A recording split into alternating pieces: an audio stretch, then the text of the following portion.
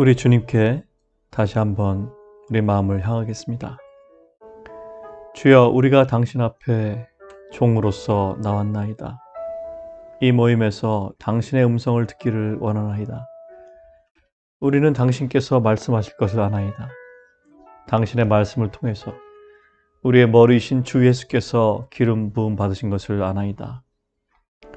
주여, 그의 머리에 기름 부으심이 그 온몸을 적시고 또 옷자락 끝까지 적시는 것을 우리가 아나이다. 주여, 우리 믿음으로 당신께 우리에게 들을 귀를 주시고 또 말할 입을 우리에게 주실 것을 아나이다. 주여, 그리고 당신의 말씀에 반응할 만한 우리의 마음을 허락하옵소서. 아멘. 우리는 이번 주에 주 예수 그리스도의 증거에 관해서 말씀을 나누고 있습니다. 교회 안에 계신 그리스도, 새 사람, 그것은 다 같은 말입니다. 그렇지만 조금씩은 차이가 있습니다. 우리는 하나님의 집에 관해서 말씀을 나눴습니다. 그리고 그리스도의 몸에 관해서 말씀을 나눴습니다. 지난번엔 여러분과 함께 고통에 관해서 말씀을 나눴습니다. 그리고 집을 짓기 위해서 얼마나 큰 대가가 필요한지 말씀을 드렸습니다. 그리고 집이 어떤 것으로 지어지는지 말씀드렸습니다. 여러분들에게 그것이 아주 어려운 말씀이 아니었기를 바랍니다. 그의 짐은 가볍고 그의 멍에는 쉽습니다. 하지만 그 집은 아주 영광스러운 집입니다. 저는 성경에 있는 이 말씀을 사랑하는데 그것은 모든 집은 누군가에 의해서 지어졌다는 것입니다. 그렇지만 만물을 창조하시고 건축하시는 분은 하나님이십니다. 그렇기 때문에 하나님의 집도 하나님께서 건축하신 것입니다. 성경은 우리 보고 집을 건축하기 전에 먼저 그 비용이 얼마나 되는지 계산해 보라고 하십니다. 우리는 지난번에 이 부분에 대해서 다 끝내지 못하고 절반쯤 말씀을 나눴습니다. 사람이 집을 짓다가 완성하지 못하고 그냥 중단하면 사람들이 그 사람을 비웃습니다. 예수께서 말씀하시기를 내가 내 교회를 세우겠다고 하셨습니다. 아버지 하나님을 위한 집을 짓겠다고 하신 것입니다. 그리고 하나님 아버지께서는 그 대가에 대해서 생각하셨습니다. 그것은 엄청난 큰 대가였습니다. 우리가 너무나 많이 타락했기 때문입니다. 우리가 하나님을 너무나 멀리 떠났기 때문입니다. 하나님은 매우 거룩하신 분이십니다. 누가 이런 대가를 지불할 수 있겠습니까? 요한계시록에 보면 요한 사도가 본 환상이 있습니다. 요한 사도는 하나님의 보좌에 그 비전 가운데 이르렀습니다. 그들은 책을 하나 가지고 있었습니다. 누가 이 책을 열며 누가 인봉을 떼기에 합당하냐고 그랬습니다. 이 책은 온 우주의 소유권을 기록한 책입니다. 모든 창조물에 대한 소유권을 기록한 것이었습니다. 그런데 거기서 살펴보았지만 그 인봉을 떼기에 합당한 사람이 없었습니다. 하늘에도 없었고 땅에도 없었습니다. 땅 아래도 그런 사람은 없었습니다. 그렇기 때문에 요한은 울었습니다. 그런데 요한과 함께 있던 한 사람이 그에게 말하기를 울지 말라고 했습니다. 왜냐하면 유다 지파의 사자가 그 책의 인봉을 떼기에 합당한 자이기 때문에 그렇습니다. 요한은 그것을 보았습니다. 바로 그때 요한은 죽임을 당한 것 같은 어린 양을 보게 되었습니다. 하나님을 찬양합시다. 바로 그 어린 양은 유다 지파에서 나온 사자입니다. 우리의 대가를 지불하기 위해서 그 사자는 우리를 위한 어린 양이 되셨습니다. 저는 여러분에게 분명히 말할 수 있습니다. 하나님은 그분의 집을 얻으실 것입니다. 하나님께서는 그 대가를 생각하셨습니다. 그리고 그분은 그 아들의 피로 대가를 지불하셨습니다. 주 예수께서 말씀하시기를 모든 것이 다 이루어졌다. 그리고 하나님께서 말씀하시기를 나는 이제 만족한다 고 하셨습니다. 주님을 찬양합니다. 주님은 그분의 집을 얻으실 것입니다. 그 백성 가운데서 그 집을 얻으실 것입니다. 우리들 가운데서도 마찬가지입니다. 우리와 같이 이렇게 연약한 자들이지만 우리는 수가 많거나 강하거나 혹은 지혜롭거나 그런 사람들이 아닙니다. 우리는 선하거나 경건한 사람도 아닙니다. 우리는 하나님의 은혜로 용서받은 죄인들입니다. 이와 같은 우리들을 가지고 하나님의 집을 건축한다면 이 얼마나 영광스러운 일입니까? 그러한 하나님의 집을 우리 같은 사람을 통해서 짓는다면 얼마나 큰 영광이겠습니까? 하나님께서 그 많은 아들들을 영광 가운데로 부르실 것입니다. 우리와 같은 자들을 불러서 하나님의 영광스러운 집을 지으실 것입니다. 그러므로 여러분, 강하고 담대하십시오. 그리고 하나님의 집을 함께 건축하십시오. 우리는 금과 은과 보석에 대해서 말씀을 나눴습니다. 좌한 형제님이 어젯밤에 성소의 기구에 대해서 다 말씀하셨는데 한 가지만 빼놓았었습니다. 오늘 밤에 좌한 형제는 우리에게 지성소에 있는 기구에 대해 설명하실 것입니다. 오늘 아침 저는 여러분과 함께 몇 가지 말씀을 함께 나누겠습니다. 하나는 여러분의 소명에 관한 것입니다. 여러분은 제사장이 되기 위해서 부름을 받았습니다. 함께 말씀을 보겠습니다. 우리가 이 소망이 있는 것은 영혼의 닷 같아서 튼튼하고 견고하여 휘장 안에 들어가나니 그리로 앞서가신 예수께서 멜기세덱의 반차를 쫓아 영원히 대제사장이 되어 우리를 위하여 들어가셨느니라. 이 멜기세덱은 살렘 왕이요 지극히 높으신 하나님의 제사장이라. 여러 임금을 쳐서 죽이고 돌아오는 아브라함을 만나 복을 빈 자라. 아브라함이 일체 10분의 1을 그에게 나눠주니라. 그 이름을 번역한즉 첫째 의의 왕이요 또 살렘 왕이니 그 평강의 왕이요 아비도 없고 어미도 없고 족보도 없고 시작한 날도 없고 생명의 끝도 없어 하나님 아들과 방불하여 항상 제사장으로 있느니라. 멜기세덱과 같은 별다른 한 제사장이 일어난 것을 보니 더욱 분명하도다. 그는 육체에 상관된 계명의 법을 쫓지 아니하고 오직 무궁한 생명의 능력을 쫓아 된 것이니 증거하기를 내가 영원히 멜기세덱의 반차를 쫓는 제사장이라 하였도다.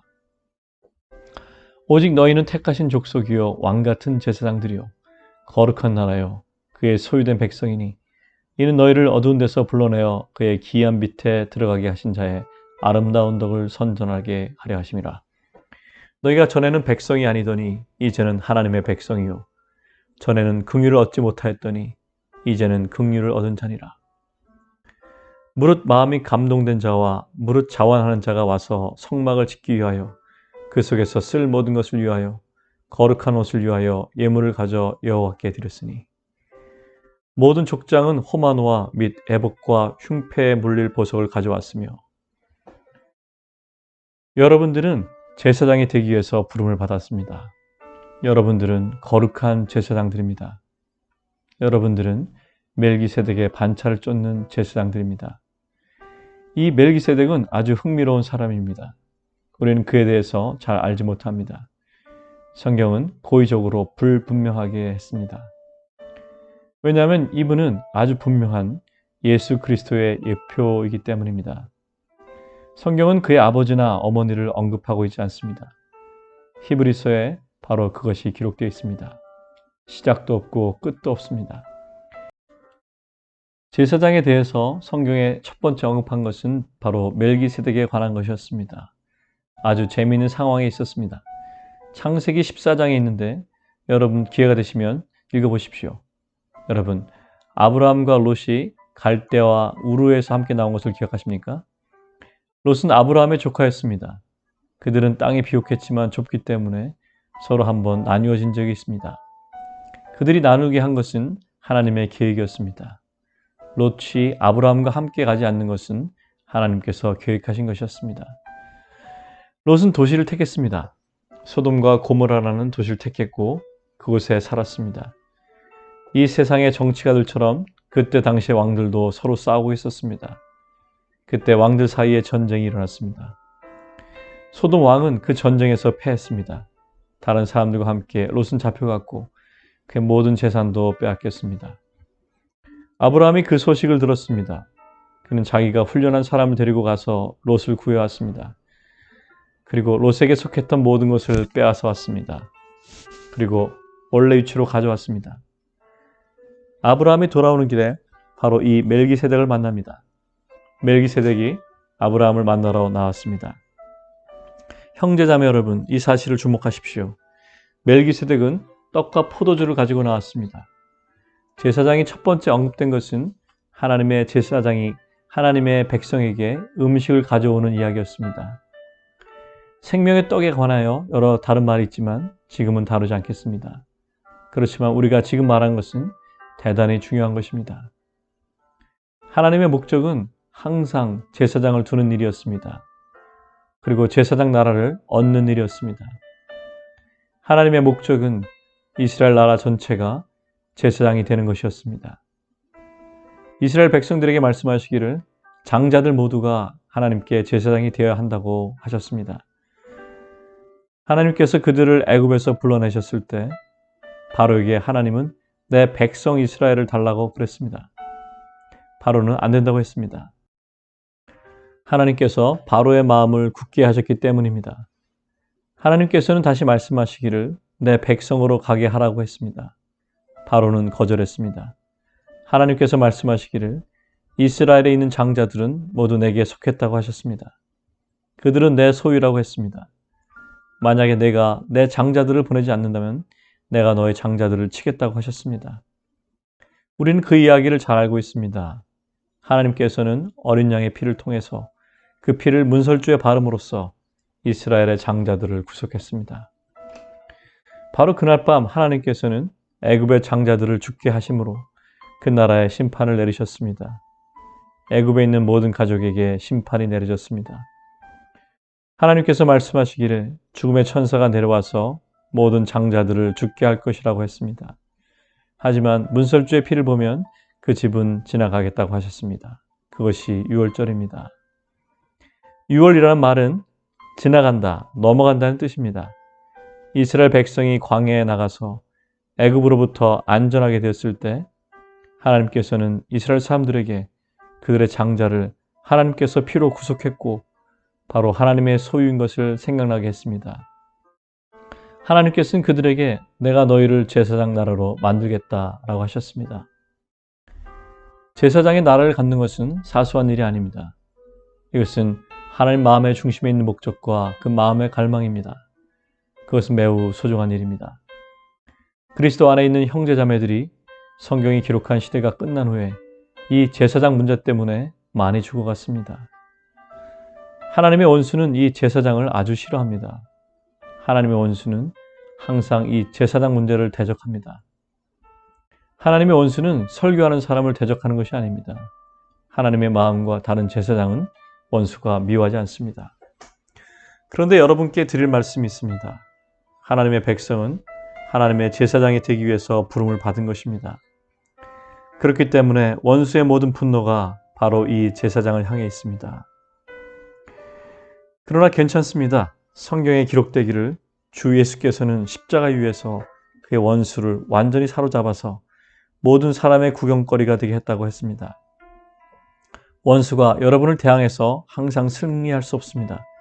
하나님께서는 그분의 집과 그분의 제사장들 위해서 대가를 이미 지불하셨기 때문입니다.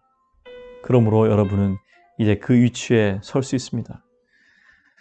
여러분, 우리가 알다시피 이스라엘 백성은 광야에서 죄를 범했습니다. 아주 끔찍한 죄였습니다. 모세는 하나님으로부터 계명을 받기 위해 산으로 올라갔고 광야에 있던 이스라엘 백성들은 모세가 다시 오지 않을 것이라고 생각했습니다. 모세는 그렇게 오랫동안 가 있었던 것이 아니었습니다. 한 달이 조금 지난 40일 정도였습니다. 그런데 하나님의 백성들은 그를 기다릴 수 없어서 안달하고 있었습니다. 그래서 아론에게 찾아갔습니다. 백성들이 아론에게 금송아지 하나를 만들자고 했습니다. 그리고 그것을 숭배했습니다. 그들은 그 송아지를 앞에 놓고 말하기를 바로 이 신이 우리를 애굽에서 구해냈다라고 했습니다. 그때 모세가 산에서 내려왔습니다. 모세의 손에는 율법이 새겨진 돌판이 있었습니다. 하나님의 계명입니다. 이스라엘 백성이 법을 깨뜨렸기 때문에 모세도 그 돌판을 깨뜨려 버렸습니다. 그리고 모세가 백성들에게 물었습니다. 누가 여호와의 편이냐? 그때 레위 지파가 일어나서 말하기를 모든 사람이 자기 가족을 치고 자기 친구를 치라고 했습니다. 즉 우상에게 경배한 그 악한 일을 한 사람을 치라고 했습니다. 하나님께서 그들을 위해서 하신 일, 즉 그 구원을 갖다가 그 귀신이 했다고 그렇게 한 사람들 말입니다. 바로 그날 이스라엘 백성은 그들의 제사장 직분을 잃어버렸습니다. 하지만 하나님은 레위 지파 전체를 아론과 그 자손에게 주어서 제사장 직분을 계속하게 했습니다. 하지만 하나님의 목적은 이 한 지파만 제사장 되는 것이 아니라 전체 백성이 다 제사장이 되는 것이었습니다. 원래 하나님의 목적은 여러분 모두가 제사장이 되는 것입니다. 저는 직업상 의사입니다. 하지만 그것은 저의 부차적인 직업입니다. 저의 진짜 직업, 진짜 소명은 하나님의 제사장이 되는 것입니다. 제사장이 된다는 것은 대단히 큰 소명입니다. 좌한 형제님은 언젠가 말씀하시기를 나는 선지자가 되기보다는 제사장이 되겠다라고 했습니다. 하나님의 선지자가 되는 것, 이 얼마나 놀라운 일입니까? 선지자는 하나님의 마음을 나타내고 또 예수 그리스도의 인격을 드러내는 사람입니다. 선지자가 된다는 것은 보는 사람이 된다는 것입니다. 얼마나 훌륭한 일입니까? 하나님의 말씀을 백성에게 알리는 일입니다. 얼마나 놀랍습니까? 선지자는 하나님께서 교회에게 은사로 주셨고 그래서 아주 높은 은사라고 주님께서 말씀하셨습니다. 그런데 좌한 형제는 말하기를 나는 선지자가 되기보다는 제사장이 되겠다라고 했습니다. 선지자는 하나님께로 갔다가 다시 백성에게로 가는 사람입니다. 그런데 제사장은 백성에게로 가서 하나님께로 가는 사람입니다. 제사장은 언제나 하나님 앞에 서서 하나님을 바라보는 사람입니다. 제사장은 언제나 하나님의 임재 가운데서 사는 사람입니다. 형제자매 여러분, 우린 교회에 선지자가 물론 필요합니다. 저는 여러분이 선지자가 되기 위해서 부름을 받았는지는 알 수 없습니다. 그렇지만 저는 여러분이 모두 제사장이 되기 위해서 부름받았다는 것은 알고 있습니다. 그보다 더 큰 소명은 없습니다. 그보다 더 큰 직업도 없습니다. 이 땅에서 그보다 더 훌륭한 것은 없습니다. 하늘에도 그보다 더 훌륭한 것은 없습니다. 이것은 매우 높은 일입니다. 매우 훌륭한 일입니다. 제사장 직분은 땅에서만 하는 것이 아니라 온 우주에서 그 일을 하는 것입니다. 여러분이 거듭난 사람이라면 여러분은 그리스도 안에 있습니다. 여러분이 그리스도 안에 있다면 여러분은 제사장의 소명을 받은 사람들입니다. 여러분이 제사장의 직분을 무시할 수도 있습니다. 그렇지만 무시하지 마십시오. 이것은 여러분이 거듭날 때 가지고 태어난 권리입니다. 여러분은 그것 때문에 태어났습니다. 여러분이 제사장이 되기 위해서는 반드시 하나님의 집에서 출생해야만 합니다. 레위 제사장직이 있습니다. 구약의 제사장들은 짐승을 죽여서 그것으로 희생 제사를 드려야 했습니다. 여러분이 구약 시대에 태어났다면 제사장이 되기 위해서는 레위 지파에서 태어나야만 했습니다. 여러분은 아론의 가족으로 태어나야 합니다. 주님 앞에서 여러분이 제사장이 되려면 아론의 가족으로 태어나야 합니다. 다른 길은 없습니다. 여러분은 제사장이 될 가족에서 태어났습니다.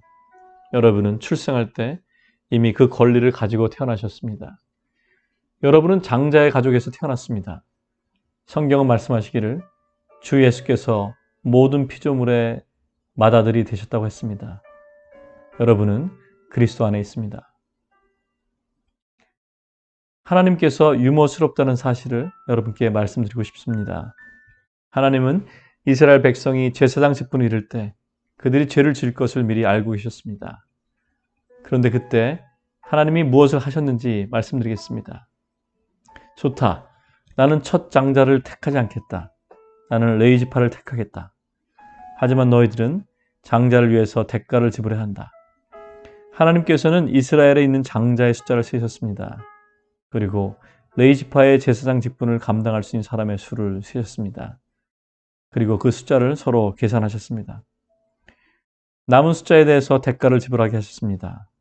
1인당 5세겔씩 내야 했습니다. 백성들은 그것을 사야만 했습니다.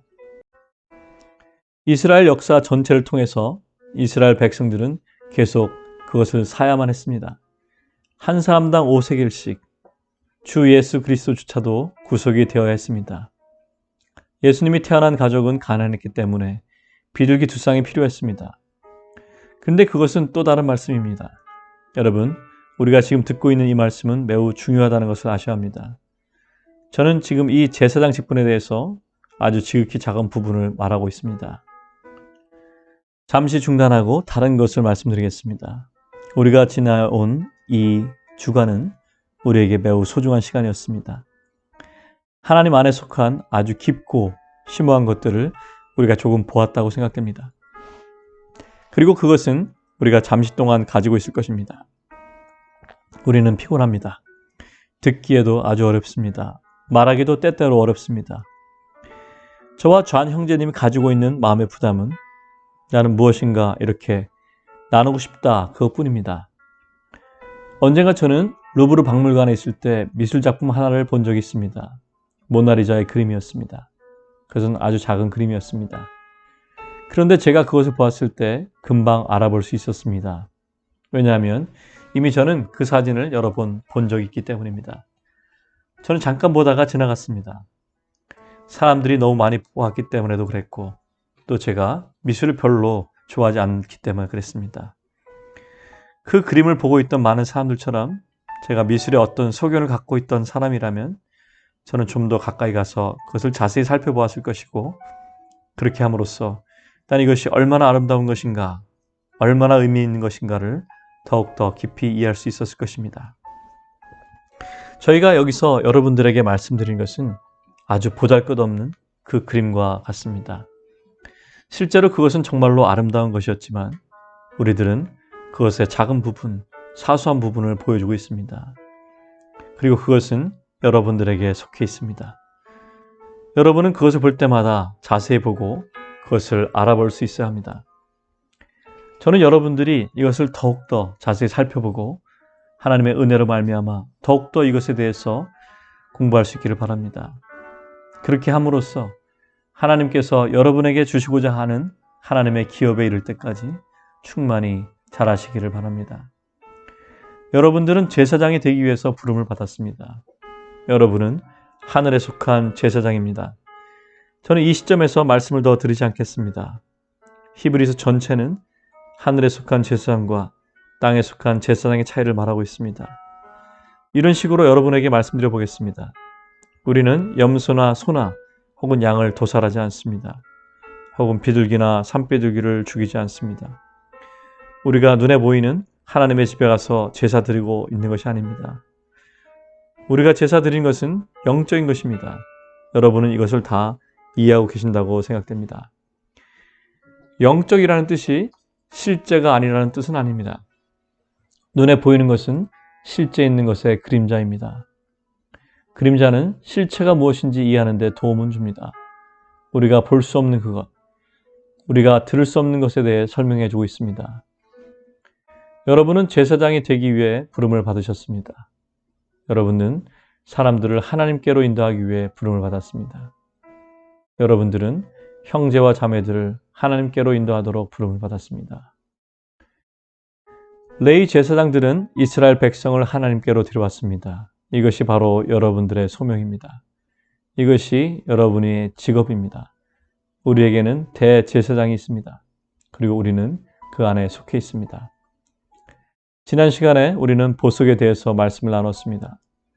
출애굽기 35장 21절과 27절 무릇 마음이 감동된 자와 무릇 자원하는 자가 와서 성막을 짓기 위하여 그 속에서 쓸 모든 것을 위하여 거룩한 옷을 위하여 예물을 가져 여호와께 드렸으니 모든 족장은 호마노와 및 에봇과 흉패에 물릴 보석을 가져왔으며 호마노 2개를 취하여 그 위에 이스라엘 아들들의 이름을 새기되 그들의 연치대로 6 이름을 한 보석에 나머지 6 이름은 다른 보석에 보석을 새긴 자가 이내 새김과 같이 너는 이스라엘 아들들의 이름을 그 2 보석에 새겨 금태에 물리고 그 2 보석을 에봇 2 견대에 붙여 이스라엘 아들들의 기념 보석을 삼되 아론이 여호와 앞에서 그들의 이름을 그 2 어깨에 메어서 기념이 되게 할지며 아론이 여호와 앞에서 그들의 이름을 그 2 어깨에 메어서 이것을 여러분 다시 반복해서 읽었습니다.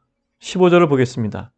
너는 판결 흉패를 에봇 짜는 법으로 금실과 청색, 자색, 홍색 실과 가늘게 꼰 배실로 공고히 짜서 만들되 장광이 한 뼘씩 두 겹으로 네모 반듯하게 하고 그것에 네 줄로 보석을 물리되 첫 줄은 홍보석, 황옥, 녹주옥이요 둘째 줄은 석류석, 남보석, 홍만호요 셋째 줄은 호박, 백만호, 자수정이요 넷째 줄은 녹보석, 호만호, 벽옥으로 다 금태에 물릴지니 이 보석들은 이스라엘 아들들의 이름대로 12이라.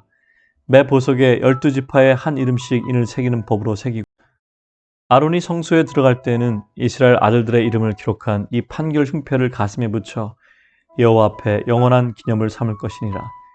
너희는 우림과 둠밈을 판결 흉패 안에 넣어 아론으로 여호와 앞에 들어갈 때 그 가슴 위에 있게 하라. 아론이 여호와 앞에서 이스라엘 자손의 판결을 항상 그 가슴 위에 둘지니라. 우리는 레위 지파의 제사장직에 부름받은 것이 아닙니다. 우리는 멜기세덱의 반차를 쫓아 제사장이 됩니다. 저는 멜기세덱이 제사장으로서 무엇을 했는지 잘 알지 못합니다. 한 가지는 알고 있는데 이것이 바로 제사장직 제도를 이해하는데 열쇠가 된다고 생각합니다. 히브리서에 기록된 대로 말하면 레위 제사장들은 하나님 앞에 올 때 반드시 먼저 자기를 위해 희생 제사를 드린 후에 들어갈 수 있었습니다. 아론이 대제사장으로서 성결 예식을 처음 받을 때 먼저 자신을 위해서 제사를 드려야 했습니다. 그 아들들이 왔을 때로 마찬가지로 자신들을 위해서 먼저 제사를 드렸습니다. 모든 제사장들이 처음으로 성소에 들어갈 때 먼저 자기를 위해서 제사를 드려야 했습니다. 대제사장이 1년에 한 번씩 있는 속죄일에 그 제사를 드리려고 지성소에 들어갈 때도 먼저 자기를 위한 제사를 드려야 했습니다. 모든 제사장들은 여러분과 저와 같은 인간이기 때문입니다. 타락했고 피가 필요한 사람들이기 때문입니다. 피가 자신을 위해서 필요하지 않는 사람은 한 분밖에 없습니다. 여기 성경에 있는 모양대로 하면 멜기세덱은 피가 필요 없는 제사장이었습니다. 어떤 사람들은 멜기세덱은 주 예수 그리스도라고 말합니다. 이것은 매우 심오하기 때문에 저는 잘 알지 못합니다. 저는 이 모형에 있어서 그분이 피가 필요하지 않았던 제사장이라고는 말할 수 있습니다. 영원한 제사장이었습니다. 없어질 수 없는 생명에 의해서 그러한 제사장이 되신 것입니다. 여러분이 하나님 앞에 올 때는 여러분 자신을 위해서 무엇을 할 것이 없습니다. 여러분이 하나님 앞에 올 때 자의식을 가지고 나올 필요가 없습니다. 여러분이 하나님 앞에 나올 때 여러분이 죄를 지은 것에 대해서 죄의식을 가지고 올 필요가 없는데 왜냐하면 그것은 죄를 위해서 이미 희생제사가 드려졌기 때문입니다. 제가 말한 제사장직은 이 제사장을 말하는 것입니다. 레위 제사장과 멜기세덱을 따르는 제사장의 큰 차이점은 멜기세덱의 제사장들은 다른 사람을 위한 제사장이라는 것입니다. 여러분들의 형제 자매를 위한 제사장들입니다. 아론은 가슴에 패를 달고 있었습니다. 보석으로 만들어졌습니다. 여러분, 보석이 어떻게 만들어지는지 아시죠? 여러분은 아마 보석을 집에 가지고 계실 것입니다. 또 영적으로 말하자면 여러분 자신이 보석입니다. 여러분 모두는 다 보석입니다. 그 보석이 만들어져 가고 있는 과정입니다. 그런데 문제는 여러분이 보석이 되고자 하는 마음이 있느냐 하는 것입니다. 그리고 그 보석을 하나님께 드리고자 하는 마음이 있습니까? 하나님의 집을 건축하기 위해서, 하나님의 집을 아름답게 꾸미기 위해서, 그리고 하나님의 집에서 섬기기 위해서. 만약 여러분들이 그것을 드리면 여러분 다시 돌려받을 수 없습니다. 한번 여러분이 주시면 그들이 소유하는 것입니다. 그런데 그 보석은 다른 보석들과 합해집니다. 그리고는 그 보석들이 연결되어 우리 대제사장의 가슴에 달려진 것입니다. 여러분 아마 그 보석을 가지고 더 좋은 데 활용하실지는 모르겠습니다. 하지만 그것을 자신이 소유하는 것보다 더 소중한 것은 그 보석을 우리의 귀한 주 예수께 드려서 그분으로 하여금 갖게 하시는 것입니다. 하나님은 그것을 여러분에게 강제로 요구하시지 않습니다. 하지만 여러분, 미련한 사람이 되지는 마십시오. 하나님께서는 그 보석이 하나님의 집에서 다 보여지기를 갈망하고 계시기 때문입니다. 여러분이 그리스도 안에 있기 때문에 여러분은 대제사장 안에 있는 것입니다. 이것은 영원한 제사장직입니다. 여러분, 이것을 좀 더 실제적으로 말해 보겠습니다. 여러분, 우리가 여기서 말하고 있는 모든 것은 이 땅에서 실질적으로 행하고 볼 수 있는 아주 실제적인 것입니다. 그렇다면 가슴에 있는 이 흉패는 무엇을 의미하는 것입니까? 설명해 보겠습니다. 하나님의 백성의 이름이 이 돌에 새겨져 있습니다. 그리고 그들은 여러분의 가슴에 새겨져 있어야 합니다. 그냥 하나님의 백성이 어디 있겠지, 난 이름을 구체적으로 모르지만 그냥 하나님의 백성들을 내 마음에 품고 있다, 이런 식이 아닙니다. 구체적으로 여러분이 알고 있는 그 사람들을 얘기하는 것입니다. 하나님께서 여러분의 마음에 넣어주신 그 개인들을 얘기하는 것입니다. 바로 그것이 제가 얘기하는 바로 그 사람의 이름이 새겨졌다는 그 말의 의미입니다. 여러분이 좋아하시는 사람은 물론 여러분에게 소중한 사람들입니다. 여러분이 좋아하지 않는 사람, 별로 관심이 없는 사람도 사실은 소중한 사람들입니다. 우리 대제사장의 마음에는 그 백성 모두의 이름이 새겨져 있습니다. 우리는 그분 안에 있습니다. 질문 하나 드리겠습니다. 여러분의 마음에는 하나님의 백성의 이름이 새겨져 있습니까? 무엇이 여러분의 마음에 있습니까? 여러분, 위대하고자 하는 야망이 여러분의 마음 가운데 있습니까? 세상에서 유명한 사람이 되고자 하는 야망이 있습니까? 무엇이 여러분의 마음에 중요합니까? 주님의 백성들이 여러분의 마음에 새겨져 있어야 합니다. 여러분의 마음에 무엇이 있는지 한번 정직하게 대답해 보십시오. 하나님의 목적이 여러분의 마음 가운데 있습니까? 형제자매 여러분, 하나님의 백성의 이름이 여러분의 마음 가운데 있어야 합니다. 저는 하나님의 목적을 약화시키려는 의도를 가진 것이 아닙니다. 물론 그렇지 않습니다. 그런데 가끔 우리는 주님의 목적을 주님의 백성보다 더 높이 두는 경향이 있습니다. 다른 말로 얘기해 보겠습니다. 하나님의 목적을 설명하는 것, 하나님의 목적을 해석하는 것이 주님의 백성보다 더 중요합니까? 여러분이 하나님의 목적보다 하나님의 백성이 덜 중요하다고 생각하면 지금 당장 앞으로 오십시오. 그리고 여러분, 누가 저에게 그 사람을 한번 내리칠 수 있는 어떤 것을 하나 갖다 주십시오. 그리고 여러분의 몸의 어떤 부분을 잘라야 하는지 말씀해 보십시오. 주님의 백성이 우리 마음에 있어야 된다는 것은 너무나도 분명합니다. 자녀들아, 우리가 서로 사랑하자. 이는 하나님이 우리를 서로 사랑하셨기 때문입니다. 사랑하는 자마다 하나님께로 나고 하나님을 안다고 했습니다. 그러나 여러분은 이렇게 말합니다. 나는 그런 사랑이 없는데요. 나는 내 마음을 조절할 수 없습니다. 하지만 그것은 넌센스입니다. 여러분이 사랑할 수 있다는 것은 물론 사실이 아닙니다. 그런데 여러분, 방법을 알려드리겠습니다. 성경에 말씀하시기를 너의 보물이 있는 곳에 내 마음이 있다고 하셨습니다. 여러분의 마음은 강아지와 같은 것입니다. 여러분, 조그만 강아지를 본 적 있습니까? 젖되기 전에 강아지를 보신 적 있습니까? 어미 곁을 잘 떠나지 않습니다. 왜냐하면 어미가 항상 필요한 것을 가지고 있기 때문입니다. 어미가 강아지를 떼놓고 저쪽으로 가면 자꾸만 따라갑니다. 여러분의 마음은 이런 강아지와도 같습니다. 여러분의 보물을 하늘에 두십시오. 그러면 여러분의 마음이 그곳에 있을 것입니다. 간단한 것입니다. 그렇지만 쉽지는 않습니다. 하지만 여러분의 마음에 대해서는 이제 변명할 것이 없습니다. 왜냐하면 떠도는 마음, 제멋대로 가는 마음에 대해서 성경은 이미 치료책, 해결책을 마련해 주셨기 때문입니다. 보물을 하늘에 둔다는 것은 자기에게 어려움을 가는 것입니다. 대제사장의 가슴에는 흉패가 있었습니다. 제가 읽은 출애굽기에서는 판결의 흉패라고도 했습니다. 이사야 59장 17절에 보면 예수께서는 의의 흉패를 가슴에 붙였다고 했습니다. 에베소서 6장 19절에는 우리에게 하나님은 말씀하시기를 의의 흉패를 붙이라고 하셨습니다. 그리고 믿음과 사랑, 이 과정을 한번 따라가십시오. 자, 판결이 있습니다. 그리고 의가 있습니다. 그리스도 안에는 둘이 있습니다. 그래서 우리는 의와 믿음과 사랑의 흉패를 붙이도록 명령을 받고 있습니다. 이것은 매우 분명합니다. 주 예수 그리스도는 의로우신 분입니다. 그분의 가슴에서 예수 그리스도께서는 하나님의 심판을 받으셨습니다. 그리고 주 예수의 날에 완성될 선한 일, 착한 일을 여러분 안에 시작하셨습니다. 우리 마땅히 그분의 하신 일을 믿어야 합니다. 우리는 그분을 사랑해야 합니다. 그리고 또한 그뿐만 아니라 우리 서로를 믿어야 합니다. 우리는 서로 사랑해야 합니다. 우리는 형제자매를 항상 심판하지 말아야 합니다. 그것은 저에게 두통을 만들어줍니다. 하나님에게도 어려움이 됩니다. 저는 하나님이 두통이 있다는 이 말을 제가 경망스럽게 하는 것이 아니라 제 마음에 경외심을 가지고 하는 말씀입니다. 우리 형제 자매가 서로 믿지 못하기 때문에 우리 머리 되신 분의 마음이 지금 너무 아픕니다. 우리 형제 자매들 가운데 너무나 많은 판단이 있습니다. 사랑은 너무나 적습니다.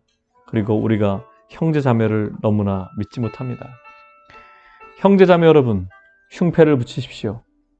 여러분에게 예를 들겠습니다. 우리가 함께 모일 때 형제가 무엇인가를 함께 나눌 것입니다. 우리는 그 형제가 말하는 것을 듣는 동안 형제가 절대적으로 완전하게 옳은 말만 하고 있는지 가만히 살펴봅니다. 물론 그 태도에는 별로 나쁜 것이 없습니다. 베레아 사람들은 보다 더 신사적이어서 사도가 한 말이 정말 그러한가 해서 성경을 살펴보았다고 했습니다. 근데 문제는 우리가 어떤 형제가 말할 때 그 형제가 무엇을 잘못 말하는지 꼬집어내려고 하는 태도가 있습니다. 무엇이 잘못되었는지 그것이 항상 우리 마음속의 질문입니다.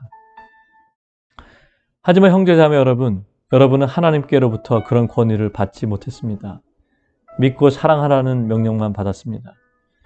우리 형제자매들 가운데 일어나서 하나님의 말씀을 선포할 때가 있습니다. 그럴 때 말할 때 보면 말이 섞여 있습니다. 그리스도를 말하긴 하지만 다른 불순한 것도 섞여 있습니다.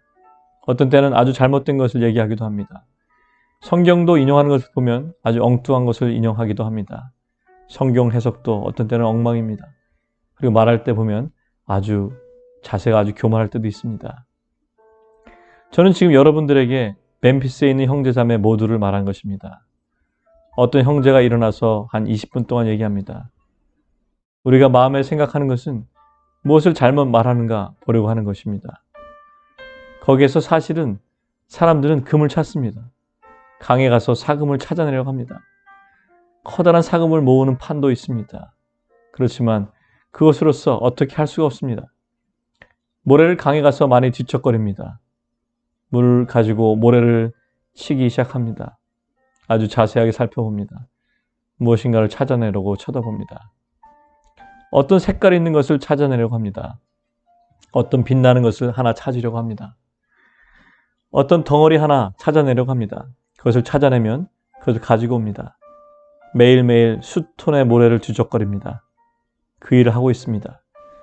운이 좋은 날은 조금 더 큰 것을 가지고 옵니다. 모래가 나왔다고 해서 모래에게 욕을 퍼붓지 않습니다. 그들이 모래를 칠 때마다 모래를 잔뜩 쌓아놓고 나서는 하루 종일 내가 모래를 이만큼 했구나 하지 않습니다. 그들은 모래가 너무 나쁘다고 말하지 않습니다. 지금 제가 말씀드린 걸 이해하시겠죠? 우리 가운데 귀중한 것들이 조금 있습니다. 왜 귀중하지 않는 것들을 가지고 우리가 시간을 낭비합니까? 우리는 서로 용서해야 합니다. 우리는 너무나 굳은 마음으로 큰 기대를 가지고 서로 쳐다보지 말아야 합니다. 우리는 대단히 위대한 영적인 사람들이 아닙니다. 우리는 그저 우리일 뿐입니다. 우리가 물론 그리스도 안에 있긴 하지만 우리는 우리 생긴 모습 그대로입니다. 여러분 중에 어떤 형제도 일어나서 말할 때 자기가 나쁘다고 믿는 것을 말할 형제는 아무도 없습니다. 물론 그가 잘못된 말을 할 수도 있습니다. 그렇지만 우리는 그 형제의 잘못된 것에 대해서 비난을 할 필요도 없습니다. 때때로 그 형제가 무언가 잘못된 것을 말하면 사실은 그는 그것을 알고 있습니다. 어떤 형제가 우리 중에 일어나 말하다가 중간에 말을 중지하고 그냥 앉았는데 그가 앉을 때 내가 잘못했다 하며 앉았습니다. 전에 주님에 대해서 알고 있던 어떤 것을 얘기했는데 진리라고 생각한 것을 얘기했는데 성도들에게 영적인 음식을 공급하기도 했는데 그런데 잘못된 것이었습니다. 그런 사람에게 우리가 함부로 대할 수 있겠습니까? 우리는 서로 도와줘야 합니다. 바로 그것이 우리의 제사장으로서 해야 될 일입니다. 이 흉배는 우리 자신의 의에 관한 것이 아닙니다. 하나님의 그 귀한 백성이 우리 마음에 있어야 됩니다. 믿고 사랑하는 것 말고는 다른 것이 없습니다. 사랑은 모든 허다한 죄를 덮는다고 했습니다. 인내는 우리 가운데 너무나 낮은 취급을 당하고 있습니다. 그런데 사실 인내는 성령의 열매 중에 하나입니다. 성장한 사람은 이것을 가지고 있습니다. 우리는 서로 인내를 가지고 부드럽게 대해야 합니다. 산돌은 매우 소중한 것입니다. 거기에는 이름이 새겨져 있습니다. 예수 그리스도의 흔적이 거기 있습니다. 우리는 마땅히 하나님의 백성을 우리 마음에 품을 수 있어야 됩니다. 여러분이 만약 매일매일 함께 생활하는 형제 자매들이 여러분의 가슴에 없다면 여러분의 가슴에 문제가 있습니다. 여러분의 보물이 잘못된 곳에 있는 것입니다. 여러분의 보물을 옮기십시오. 그러면 여러분의 마음이 그 보물을 따라가게 될 것입니다.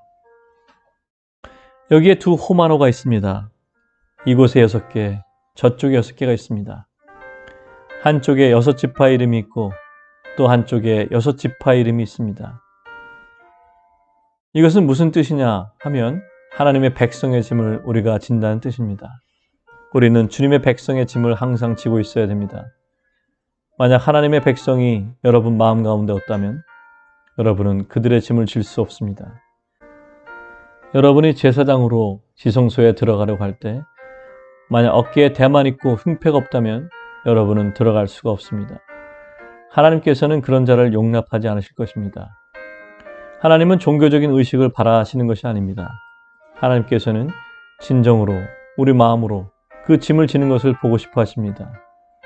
그렇지만 하나님은 여러분의 힘을 요구하십니다. 하나님의 백성들은 여러분의 힘을 필요합니다. 하나님의 백성들은 여러분이 공급하는 것이 필요합니다. 서로 짐을 짐으로써 하나님의 법을 성취하라고 하셨습니다. 우리는 그리스도 안에 있기 때문에 율법으로부터는 자유합니다. 우리는 죄와 사망의 법으로부터 자유합니다.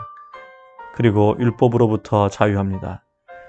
모세가 산에서 들고 내려온 그 계명의 돌판에는 그리스도의 법이 기록되어 있습니다. 여러분, 서로의 짐을 지고 그리하여 하나님의 법을 성취하십시오. 원칙이기 때문에, 그것이 꼭 법이기 때문에 그렇게 하는 것이 아닙니다. 그렇게는 할 수 없습니다. 그리고 그렇게 한다고 해도 오래가지 않습니다. 여러분이 만들어 가지고 내가 백성들의 짐을 진 채 할 수는 있지만 그래서는 안 됩니다. 마음 없이는 짐을 질 수가 없습니다. 우리는 서로 짐을 져야 합니다. 이러한 것들은 우리가 하루 종일 해야 되는 일입니다. 여러분이 일어나면서부터 잠이 들 때까지 그래야 합니다. 그리고 밤새도록 그런 마음으로 있어야 합니다. 여러분이 일할 때도 마찬가지입니다. 이것은 영원한 제사장직입니다. 영원하다는 뜻은 앞으로도 미래도 영원하고 과거에도 영원했다는 뜻입니다. 그렇지만 나에게는 영원이라는 것이 하루하루 찾아오는 것입니다. 그러므로 하루 종일 나는 이 제사장의 직분을 감당하기 위해서 부름을 받고 있습니다. 쉬지 말고 기도하십시오.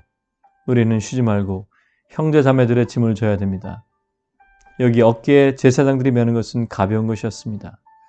그렇지만 여기에 있는 것은 하나님의 백성입니다. 만약에 여러분이 주님으로부터 부담을 가졌다, 짐을 가졌다 말하면서도 그 짐이 주님의 백성에 관한 것이 아니라면 저는 여러분이 가진 그 짐에 대해서 의심할 수밖에 없습니다. 만약 그 짐이 이름이 없는 막연한 짐이라면 저는 여러분을 심판할 권리는 없지만 사실상 여러분이 사랑하고 믿고 있는지 저는 잘 모르겠습니다. 여러분들이 교회 안에서 보면 어떤 형제자매들은 여러분이 지지 않는 짐을 지고 있는 것을 발견합니다. 그들이 지는 짐은 대개는 아주 실제적인 것들입니다. 자녀나 직장이나 이런 것들에 관한 것입니다. 우리는 그러한 짐을 서로 나누어 줘야 합니다. 우리는 서로 부드럽고 친절하게 서로 돕는 마음을 가져야 합니다. 여러분의 형제가 춥고 굶주릴 때 옷을 입히지도 않고 먹이지도 않으면서 어떻게 형제를 사랑한다고 말할 수 있습니까? 그것이 무엇이 좋습니까?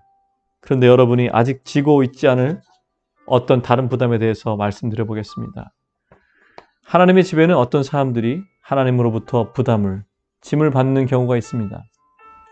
어떤 형제는 이 서울에 복음을 전파해야 되겠다는 부담을 받습니다. 어떤 형제는 이스라엘 백성들이 그들의 본국으로 돌아가고자 하는 그런 부담을 가질 수도 있습니다. 그리고 어떤 형제는 멤피스에 있는 한국 성도들을 위한 부담을 받을 수도 있습니다. 그들은 그 부담을 받고 나서 기도회에 그것을 가지고 옵니다. 그리고 제가 주님 앞에 있습니다. 그리고 저는 기도합니다. 이번 주, 다음 주, 그 다음 주 계속 기도합니다. 그런데 어느 날 저는 멤피스에 있는 한국 성도들은 그런 부담이 없는 것을 발견합니다. 저는 지금 말씀드린 것이 사실이 아니기 때문에 예로서 얘기하는 것입니다. 물론 이것은 여러분에게 예로 들은 것 중에 좋은 것은 아닙니다. 용서하시기 바랍니다. 그런데 제 형제 하나가 거기에 대한 부담을 가지고 있습니다. 그리고 저는 그 형제를 믿습니다. 그러나 저는 그렇게 말합니다. 내가 부담이 없기 때문에 기도할 수도 없고, 그렇다고 해서 종교적으로 그냥 입만 살아서 그렇게 하는 것은 더욱 싫어. 적어도 나는 하나님이 주시자는 부담은 지고 다닐 수 없어. 마지막으로 제가 말씀드린 것은 다 옳은 말입니다. 하나님이 부담을 주지 않으셨다면 여러분은 그 짐을 지고 다닐 수는 없습니다. 우리는 그렇게 하려고 많이 노력했지만 참으로 비참하게 실패했습니다. 마땅히 우리가 실패했기 때문에 실패한 것입니다. 그럼 무엇을 어떻게 해야 할 것인가? 이것은 간단합니다. 여러분, 형제가 모세의 손을 들고 있던 얘기를 들으셨죠? 모세의 손이 올라가면 이스라엘이 이겼습니다. 손이 내려오면 아말렉이 이겼습니다. 여러분, 모세가 무엇을 했는지 아시죠? 그 두 형제가 와서 돌을 갖다 놓고 앉으라 했습니다. 바로 그것이 형제들이 여러분들에게 하는 일입니다. 앉을 것을 갖다 주는 일입니다. 그리고 또한 그들은 아주 소중한 일을 했는데 손을 받쳐주었습니다. 그들은 모세의 짐을 함께 졌습니다. 그들은 그들이 할 수 없는 일은 할 수가 없었습니다. 그들이 모세의 손을 받쳐주지 않고 자기의 손을 들면 그것은 아무것도 아니죠. 아무리 열심히 노력해도 소용이 없습니다. 하지만 그들은 모세의 짐을 함께 질 수 있었습니다. 모세가 하나님 앞에서 짐을 지고 있는 동안 그들은 모세와 함께 그 짐을 질 수가 있었습니다. 여러분은 그렇게 할 권위를 하나님으로부터 받았습니다. 이 호마노, 이 보석에 있는 이름들, 여러분의 형제 자매들의 이름이 거기에 적혀 있습니다. 여러분은 그들의 손을 붙잡아 줄 수 있습니다. 우리가 하는 일은 보통 우리가 그런 부담이 없기 때문에 저 형제가 부담이 없을 거야. 이런 식으로 자꾸만 생각합니다. 만약 하나님이 그 형제에게 부담을 주셨다면 분명히 나에게도 주셨을 텐데 그것은 문제가 있을 것이야. 나는 하나님께 기도해 보겠어. 하나님이 그것을 나에게 부담을 주시도록 기도해 보자. 그래서 우리는 아주 오랫동안 그런 식으로 하나님께 내게도 같은 부담을 달라고 기도하는데 소모했습니다. 하지만 그것은 성숙한 일이 아닙니다. 성숙한 사람은 이미 하나님으로부터 부담받은 사람을 같이 붙들어 주는 것입니다. 사랑으로, 우리가 가지고 있는 힘으로 그렇게 하는 것입니다. 형제자매 여러분, 주님을 찬양합시다. 우리 이러한 것들에 대해서 더 배워야 합니다. 알아야만 됩니다. 자, 이제 우리는 제사장으로서 하나님의 집에 가보겠습니다. 희생에 대해서 생각합니다. 여러분이 함께 모일 때 여러분은 그리스도를 모시고 와야 됩니다. 그리스도가 바로 희생제물입니다. 그는 매우 크고 놀라우신 희생제물이십니다. 주 예수 그리스도 외에는 어떠한 제물도 하나님이 받으시지 않습니다.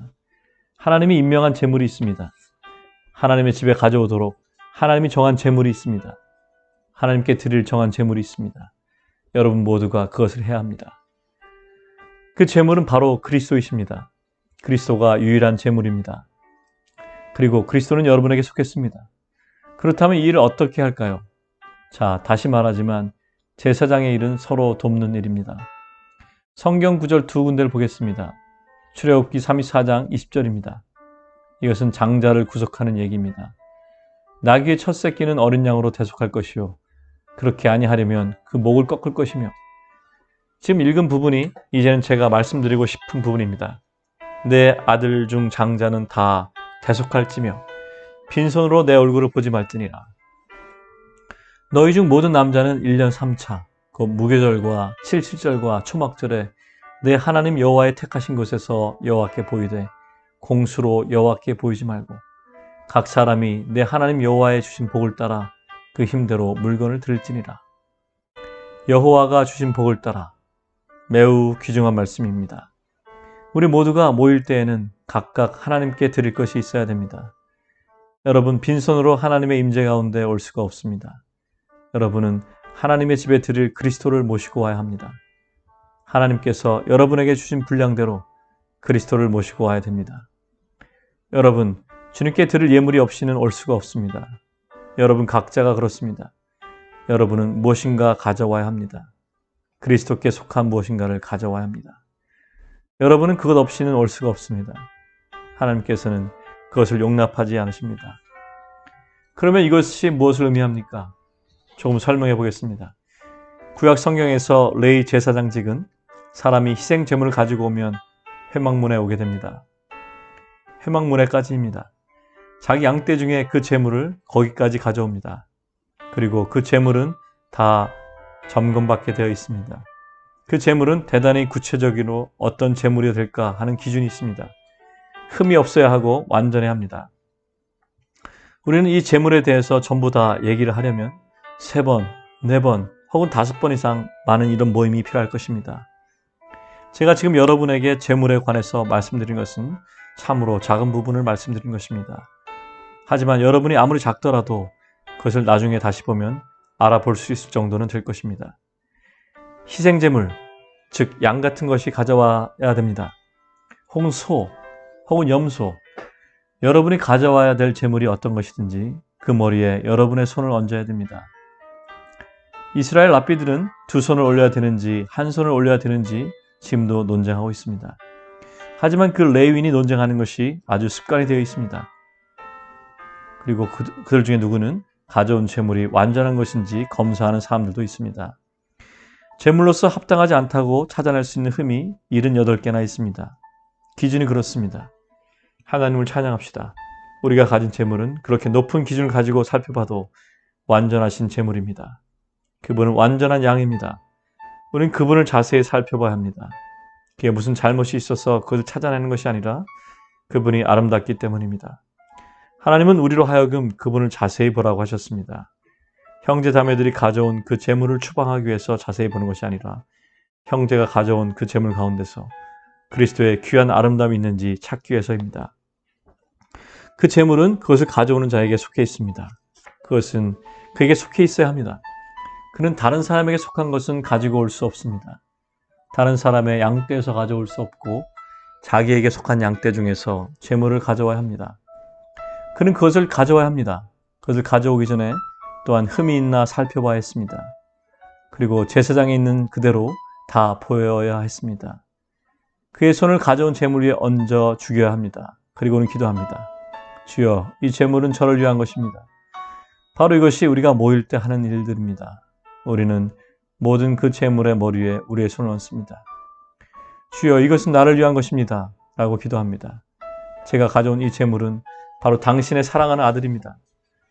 우리들 중에 어떤 사람들은 그리스도에 관해서 많은 이해가 있고 하나님으로부터 많은 가르침을 받았기 때문에 그 제물이 많이 있습니다. 어떤 사람은 그렇기 때문에 황소와 같은 큰 제물을 가지고 옵니다. 우리가 많이 가지고 올 수 있는 사람은 일단 그 사람이 할 책임도 큽니다. 가끔 우리가 모일 때 어떤 형제가 그리스도의 큰 제물을 가지고 왔을 때 몇 시간 동안이나 얼마나 그것을 얹고 그 제물을 이쪽으로 옮기고 또 저쪽으로 옮깁니다. 그리고 칼을 가지고 그것을 자르고 그 속이 어떻게 생겼는지 봅니다. 그 큰 제물을 함께 하나님 제단 앞에 갖다 놓습니다. 그리고 그 피를 하나님께 드립니다.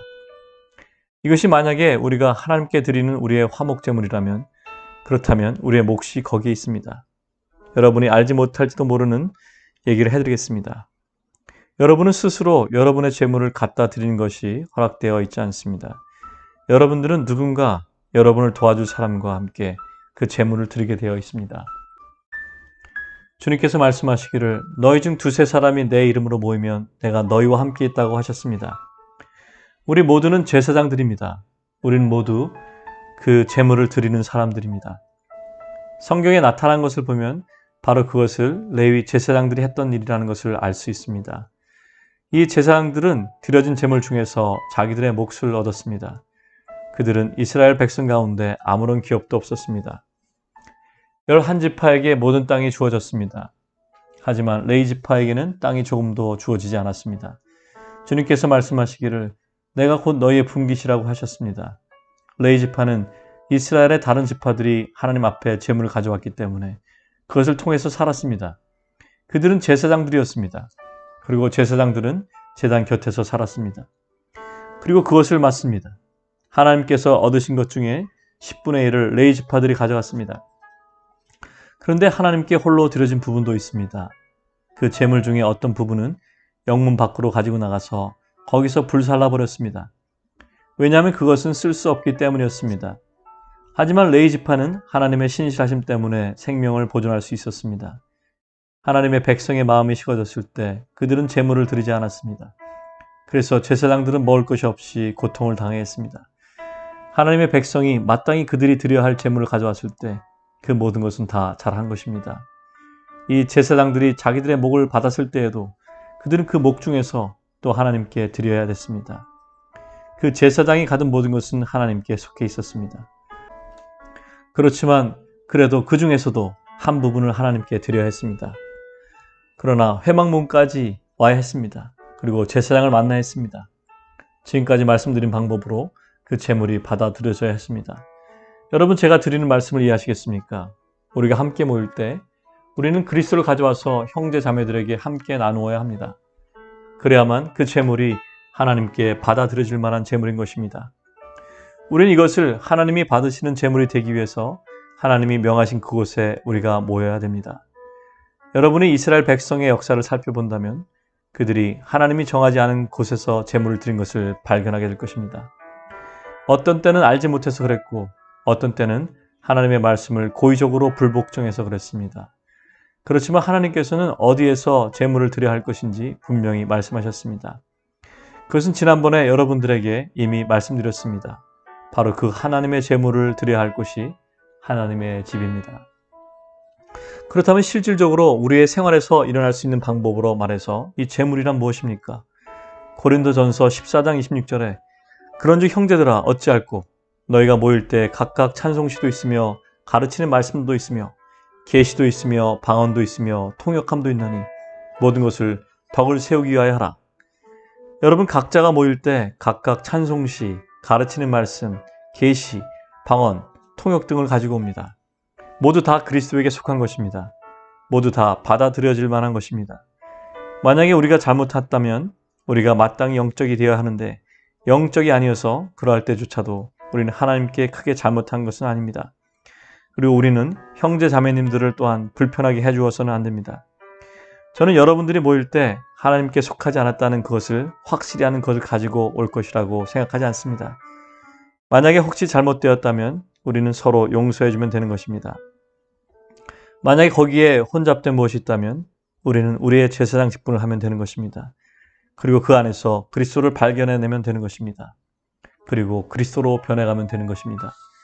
여러분이 모임에 올 때 그리스도를 발견하기 원하는 마음으로 오신다면, 하나님께서 거하시기로 정하신 그곳에 여러분이 오기를 원하신다면, 그리스도를 보기 원하는 마음으로 오신다면, 그리스도를 찾는 마음으로 온다면, 그의 말씀을 듣기를 원하는 마음으로 오신다면, 그리스도를 발견하려고 하신다면, 그럴 경우에 여러분은 실망하지 않으실 것입니다.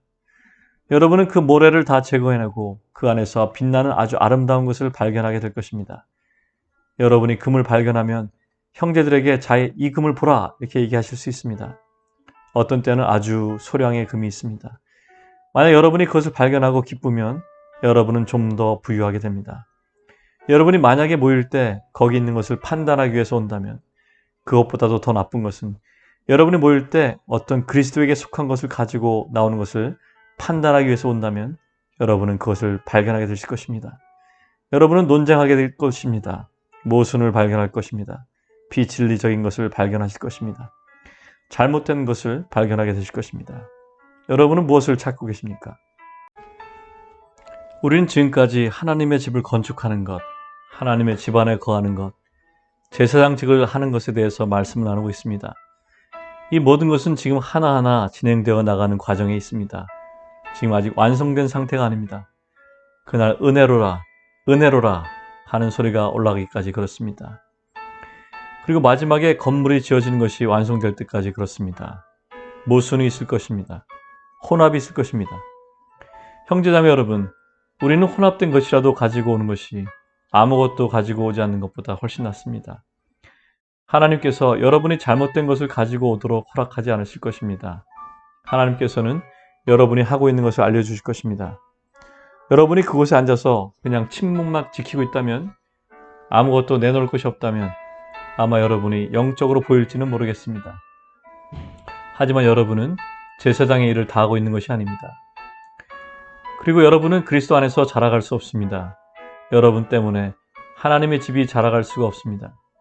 만약에 여러분이 주님 앞에서 겸손하게 또 정직하게 내가 무엇인가 가져갈 것이 있어야 되겠습니다 하고 기도하면 여러분의 믿음 안에, 여러분 안에 그리스도에게 속한 것이 무엇이 있다고 믿는다면, 여러분이 그것을 하기 위해 구원받았다면 여러분이 가져오는 것은 무엇이든 간에 그리스도의 몸은 그것으로 영양분을 공급받을 것입니다.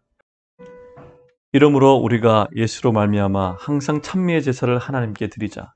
이는 그 이름을 증거하는 입술의 열매니라. 형제자매 여러분, 우리는 우리가 드릴 수 있는 찬미의 제사가 있습니다. 그분은 우리를 구원하셨습니다. 우리는 많은 은혜를 받았습니다. 여러분 살펴보면 하나님께 찬미가 나올 수밖에 없습니다. 여러분은 나누어줄 축복이 있는 것을 알 수밖에 없습니다. 이것이 받아들일 만한 제사입니다. 하나님은 그 놀라운 아들에 관해서 듣는 것에 피곤을 느끼지 않으십니다. 그를 사랑하는 사람들이 우리가 하나님을 사랑하나이다 말한 것을 아무리 들어도 피곤해하지 않으십니다. 자녀가 아버지께 와서 아빠, 제가 사랑해요 하는 말을 할 때 그 아들을 혼낸 적이 없습니다. 우리의 자존심이 그렇게 못하게 할 뿐입니다. 여러분, 주님 앞에서 겸손하십시오. 자의식으로 가득하면 우리는 그렇게 못할 것입니다. 하나님의 집안에는 자존심이 설 곳이 없습니다. 거기에는 오직 그리스도에게 속한 것만이 있습니다. 에베소서 5장 18절부터입니다. 술 취하지 말라. 이는 방탕한 것이니 오직 성령의 충만을 받으라. 시와 찬미와 신령한 노래들로 서로 화답하며 너의 마음으로 주께 노래하며 찬송하며 범사에 우리 주 예수 그리스도의 이름으로 항상 아버지 하나님께 감사하며 그리스도를 경외함으로 피차 복종하라. 우리는 서로 복종하라는 명령을 받았고 그것이 제사라고 했습니다. 여러분은 선지자이십니까? 여러분, 예언하는 것을 다른 예언하는 자들에게 복종시키라고 하셨습니다. 골로새서 3장 16절에서 17절까지입니다. 그리스도의 말씀이 너희 속에 풍성히 거하여 모든 지혜로 피차 가르치며 권면하고 시와 찬미와 신령한 노래를 부르며 마음에 감사함으로 하나님을 찬양하고 또 무엇을 하든지 말에나 일에나 다 주 예수의 이름으로 하고 그를 힘입어 하나님 아버지께 감사하라. 여러분, 하나님의 집을 건축하고 싶습니까? 하나님의 영광을 나타내고 싶습니까? 몸으로서의 권리인 머리 드는 일을 계속하고 싶습니까? 여러분, 여기에 유일한 길이 있습니다. 모든 지체가 서로 공급하는 것입니다. 연락하고 상합해서 각 지체가 서로 공급하는 것입니다. 거기엔 특별히 소중한 지체가 따로 없습니다. 여러분이 중요하지 않다고 생각하면 그것은 잘못된 것입니다. 제가 여러분에게 한 말을 기억하십시오. 그렇지 않다면 여기 나와 보십시오. 내가 지체를 잘라보겠습니다. 하나님을 믿으십시오. 여러분은 제사장의 나라인 것을 기억하십시오. 지금 바로 이 시간 여러분은 하나님이 받으실 만한 제물을 드릴 수 있습니다. 그리스도께 속한 것 무엇이나 하나님께서 받으실 만한 제물입니다. 여러분이 젊거나 나이가 많거나 간에 40년 전에 구원받았든지 40분 전에 구원받았든지 여러분이 그리스도를 모시고 있다면 여러분은 드릴 것이, 공급할 것이 있습니다. 여러분에게 은사가 있다면 그것은 나를 위한 것이고 또 형제 자매를 위한 것입니다. 여러분이 만약에 교회에 주신 은사라면 성도들을 섬기도록 갖춰주기 위한 것입니다. 그러면 그리스도의 몸이 자라게 됩니다. 매우 심오한 것입니다. 매우 실제적인 것입니다. 바로 이것이 하나님께서 하시는 방법입니다. 바로 이것이 여러분의 소명입니다. 이것은 매우 소중한 것입니다. 제사장들의 일은 형제 자매들로 하여금 이런 일을 같이 할 수 있도록 도와주는 일입니다. 서로 이 일을 할 수 있도록 격려하는 것입니다. 그리고 형제 자매들이 그 일을 감당할 수 있도록 우리가 공급해 주는 것입니다. 바로 우리 형제 자매 안에서 그리스도를 보는 것입니다. 주께서 위해서 죽은 자들 안에 그 소중함을 발견하는 것입니다. 내가 제사장이라는 것을 믿을 뿐만 아니라 여러분도 제사장이라는 것을 믿어야 합니다. 우리가 함께 모일 때 우리는 그리스도를 보게 되어 있다는 것을 믿는 것입니다. 그리고 그분을 표현하는 것입니다. 내가 그리스도를 보지 못할 때 문제가 내게 있다는 것을 깨닫게 되는 것입니다. 하나님은 그분의 집에서 주 예수를 드러내실 것입니다. 너희 중 두세 사람이 내 이름으로 모인 곳에 나도 너희 중에 있느니라. 그리스도는 우리들 중에 계십니다. 우리는 이 주님 안에서 우리 자신을 낮추어야 합니다. 서로가 자의식으로 가득 차서는 안 됩니다. 형제 자매 안에서 서로 하나님이 그 안에서 일하고 있다는 이 사실을 우리는 믿어야 합니다. 그렇지만 무엇보다도 우리는 서로 사랑하기를 힘써야 합니다. 모든 하나님의 집은 사랑 안에서 자라가게 되어 있습니다. 이 몸은 사랑 안에서 자라갈 것입니다.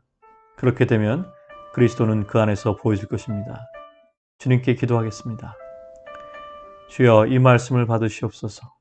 그리고 실제를 보여주시옵소서. 당신 자신이 실제이십니다. 주여, 그 실제를 보도록 도와주옵소서. 우리 마음의 용기를 북돋아 주시옵소서. 우리의 자존심을 깨트려 주시옵소서. 주여, 형제자매를 위한 우리들의 제사장으로서 사역을 감당케 하옵소서. 그렇게 함으로써 당신의 아들이 높여 들리기를 원하나이다. 그리고 하나님의 집에서 당신의 위치를 차지하시기를 원하나이다. 오 주여, 그것이 성도 안에서 얻으실 당신의 기업입니다. 그 기업이 증가하기를 원하나이다. 아멘.